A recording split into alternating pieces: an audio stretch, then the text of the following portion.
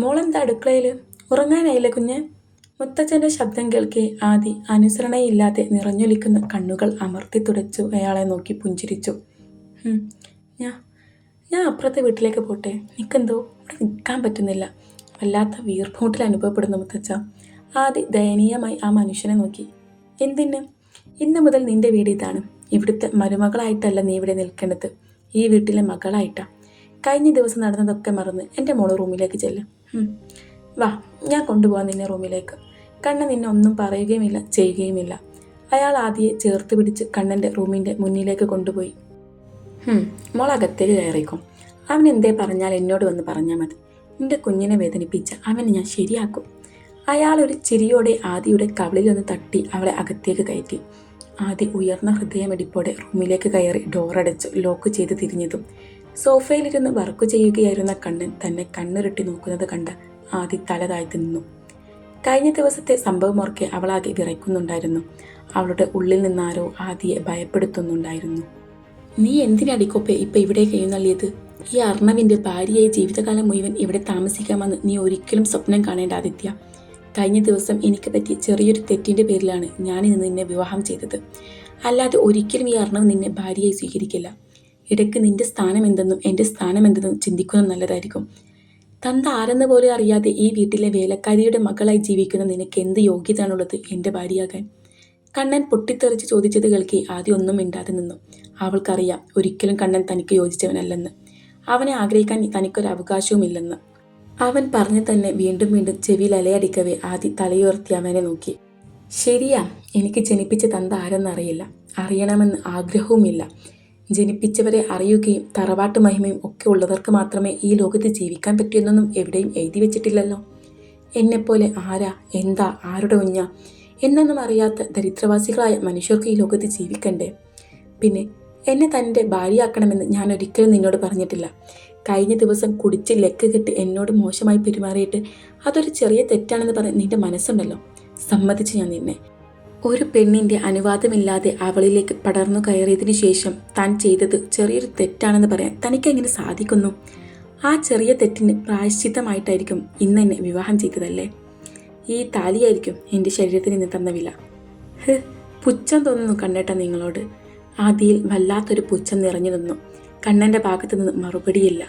അവനൊന്നും മിണ്ടാതെ നിൽക്കുന്നത് കാണെ അവളൊന്ന് മന്ദഹസിച്ചു. "ഞാൻ ഈ റൂമിലേക്ക് കയറി വന്നതിന് താൻ എന്തിനാ ദേഷ്യപ്പെടുന്നത്? ഞാനല്ലല്ലോ നിന്നോട് മോശമായി പെരുമാറിയത്, നീ എന്നോടല്ലേ മോശമായി പെരുമാറിയത്? അപ്പോൾ ഞാനല്ലേ നീയുള്ള ഈ റൂമിലേക്ക് വരാൻ ഇഷ്ടപ്പെടാതിരിക്കേണ്ടത്?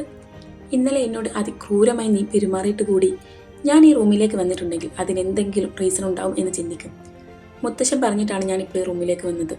അല്ലാതെ നിന്റെ ഭാര്യ എന്ന പദവി അലങ്കരിച്ചുകൊണ്ട് ഈ വീട്ടിലോ ഈ റൂമിലോ നിന്റെ മനസ്സിലോ ജീവിക്കാമെന്ന് ഞാൻ കരുതുന്നില്ല. തൽക്കാലത്തേക്ക് മുത്തച്ഛൻ പറഞ്ഞതുകൊണ്ട് മാത്രം ഞാൻ ഇവിടേക്ക് വന്നു. ആൻഡ് ഈ റൂമിൽ ഞാൻ കിടക്കാൻ പോകുന്നൊന്നുമില്ല. ഞാൻ ആ ബാൽക്കണിയിൽ കാണും. ആ വായിക്ക് താനെങ്ങാൻ വന്നാ." ഒരു ഭീഷണി രൂപേണ അർണവിന് നേരെ കൈ ചൂണ്ടി പറഞ്ഞവൾ തലയിണയുമെടുത്ത് ബാൽക്കണിയിലേക്ക് നടന്നു. ബാൽക്കണിയിലെത്തിയതും അവളൊന്ന് ആഞ്ഞു ശ്വാസം വലിച്ചു വിട്ടു. "എൻ്റെ പൊന്നാദി, ഇങ്ങനെയൊക്കെ അങ്ങേരെ മോന്തക്ക് നോക്കി ഡയലോഗ് അടിക്കാൻ മാത്രം ധൈര്യം നിനക്കുണ്ടോ? സമ്മതിച്ചിരിക്കുന്നതില്ലേ ഞാൻ. Well done my girl." "ഹോ, എന്നാലും ഞാൻ പേടിച്ച് മുള്ളിപ്പോയിട്ടൊന്നുമില്ലല്ലോ അല്ലേ? ഇനി മുമ്പോട്ട് ഇതുപോലെ അങ്ങേരെ പേടിയില്ലാതെ ധൈര്യത്തോടെ നിൽക്കണം. ഇല്ലേ അങ്ങേരെ നിന്നെ കടിച്ചു തന്നു എന്നത് തീർച്ച. ധൈര്യം സംഭരിക്കുക ആദി, നീ ധൈര്യവതിയാണ്. ഈ വീട്ടിലെ ആരെന്ത് പറഞ്ഞാലും അതൊന്നും കേട്ടില്ലെന്നും കണ്ടില്ലെന്നും നടിക്കണം പെണ്ണെ. അല്ലേ വേണ്ട. എന്നെ ആരെങ്കിലും കാര്യമായി ചൊറിഞ്ഞാൽ 100 ചെറുനാരങ്ങയുടെ ഗുണം ഞാൻ അവരെ അറിയിക്കും. ഏത്? നമ്മുടെ സ്വന്തം ഇമ്മ. കുറച്ച് ബാത്റൂമിലൊക്കെ ഇരുന്ന് അവർ റെസ്റ്റ് എടുക്കട്ടെന്നേ." ആദ്യം ഒന്ന് ചിരിച്ചു. അവൾ ആ നിലത്ത് കിടന്ന് ആകാശത്തേക്ക് നോക്കി. അതിലൊരു നക്ഷത്രം തന്നെ നോക്കി പുഞ്ചിരിക്കുന്നതായി ആദിക്ക് തോന്നി. അമ്മയുടെ വേർപാടിന് ശേഷം ആദ്യമായിട്ടാ ആദി പഴയ പോലെ സംസാരിച്ചത്. എന്തുകൊണ്ടോ കണ്ണേട്ടൻ അങ്ങനെയൊക്കെ പറഞ്ഞപ്പോൾ എനിക്കെന്തോ മിണ്ടാതിരിക്കാൻ തോന്നിയില്ല. എനിക്കറിയാം അന്നം തന്ന, താമസിക്കാൻ ഇടം തന്ന അവരോട് അങ്ങനെയൊന്നും സംസാരിക്കാൻ പാടില്ല എന്ന്. പക്ഷേ തന്തയാരെന്ന് പോലും അറിയാത്തവളാണ് ഞാനെന്ന് അവൻ പറഞ്ഞത് കേട്ടപ്പോൾ വാ അടച്ചു വെക്കാൻ തോന്നിയില്ല. ഇനി മുമ്പോട്ട് ഞാൻ എന്ത് ചെയ്യണമെന്ന് എനിക്കറിയില്ല. ഞാൻ എന്നെ സ്നേഹിക്കുന്ന കാർത്തിയേട്ടൻ്റെ ഒപ്പം പോകണോ, അല്ലെങ്കിൽ കണ്ണേട്ടൻ്റെ ഭാര്യയായി ജീവിക്കണം? അറിയില്ല. എല്ലാം വരുന്നിടത്ത് വെച്ച് കാണാം. എല്ലാം കൂടെ ചിന്തിച്ച് എൻ്റെ തല പുണ്ണാവാൻ തുടങ്ങിക്ക്. ആദ്യമൊന്ന് നിശ്വസിച്ച് കണ്ണടച്ച് കിടന്നു. കണ്ണടച്ചതും കഴിഞ്ഞ ദിവസം നടന്ന കാര്യങ്ങളെല്ലാം ഒരു സ്വപ്നം പോലെ അവളുടെ കണ്ണിൽ മിന്നിമറഞ്ഞു. പെടുന്നനെ അവൾ കണ്ണു തുറന്നു. മിഴികൾ എന്തിനെന്നില്ലാതെ നിറഞ്ഞൊഴുകി. അമ്മ മരിച്ചിട്ട് ഒരാഴ്ച പോലും തികച്ചായിട്ടില്ല. അപ്പോഴേക്കും തൻ്റെ കല്യാണം കഴിഞ്ഞിരിക്കുന്നു. ആദ്യം ഒന്ന് നിശ്വസിച്ചു. എന്തിനാ പെണ്ണെ എപ്പോഴും കരയുന്നത്? ഇങ്ങനെ കരഞ്ഞിട്ട് എന്ത് കിട്ടാനാ? നടക്കാനുള്ളതൊക്കെ നടന്നു. ഇനി ഒന്നും ഓർത്ത് ഈ കണ്ണിങ്ങനെ നിറയ്ക്കേണ്ട. ആദ്യം സ്വയം സമാധാനിപ്പിക്കാൻ ശ്രമിച്ചുകൊണ്ടിരുന്നു. അമ്മയുടെ മരണശേഷം ഒറ്റക്കാ വീട്ടിൽ നിൽക്കണ്ട എന്ന് പറഞ്ഞുകൊണ്ട് മുത്തശ്ശനാണ് തന്നെ ഈ വീട്ടിൽ താമസിപ്പിച്ചത്. അമ്മയുടെ അവസാന ആഗ്രഹമായി അമ്മ പറഞ്ഞത് തൻ്റെയും കണ്ണേട്ടൻ്റെയും കല്യാണമായിരുന്നു. അതേക്കുറിച്ച് മുത്തശ്ശൻ കഴിഞ്ഞ ദിവസം സംസാരിച്ചിരുന്നു. അതിൻ്റെ ദേഷ്യം തീർക്കാനാണ് ഇന്നലെ രാത്രി കണ്ണേട്ടൻ കുടിച്ച് ലക്ക് കെട്ട് തൻ്റെ റൂമിലേക്ക് കയറി വന്നുകൊണ്ട് തൻ്റെ ചാരിത്രം നശിപ്പിച്ചത്. എതിർക്കാൻ ഒരുപാട് ശ്രമിച്ചിരുന്നു, പക്ഷേ സാധിച്ചില്ല.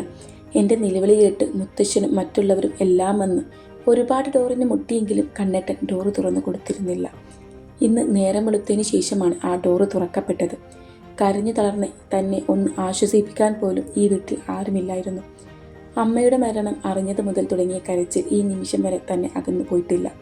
കരയാൻ വേണ്ടി ഓരോ കാരണങ്ങൾ ദൈവം തന്നിലേക്ക് ചൊരിഞ്ഞുകൊണ്ടിരിക്കുകയാണ്. എന്തിനു വേണ്ടിയാവും ദൈവം തന്നെ ഇങ്ങനെ പരീക്ഷിക്കുന്നത്? ആദി കണ്ണുകളിറുകെ മൂടി. ഇല്ല, അവൾക്ക് പറ്റുന്നില്ല ഉറങ്ങാൻ. മനസ്സാകെ കലങ്ങി മറിയുന്നു. ഹൃദയം വല്ലാതെ വേദനിക്കുന്നു. ഒട്ടും പ്രതീക്ഷിക്കാതെ ഇങ്ങനെയൊരു കല്യാണം നടന്നതും കണ്ണൻ തന്നോട് അങ്ങനെ മോശമായി ബിഹേവ് ചെയ്തതും എല്ലാം കൂടെ ആദിയെ വല്ലാതെ വീർപ്പ് മുട്ടിക്കുന്നു. ഇനി കാര്യത്തിലേക്ക് കടക്കാം. ഇനിയിപ്പോൾ ഇവരാരെയും ഞാൻ പരിചയപ്പെടുത്തി തന്നില്ല എന്ന പരാതി വേണ്ട. ഇതാണ് കൃഷ്ണപുരം തറവാട്. തറവാട്ടിലെ കാരണവരാണ് കൃഷ്ണൻ, ഭാര്യ തങ്കമണി. അവർക്ക് 4 മക്കൾ, 2 ആണും 2 പെണ്ണും. മൂത്ത മകൻ ആനന്ദ് കൃഷ്ണ, അതായത് നമ്മുടെ നായകൻ്റെ ഡാഡിക്കോൾ. ആൾ കുടുംബ ബിസിനസ് നോക്കി നടക്കുന്നു. ഭാര്യ നീലിമ.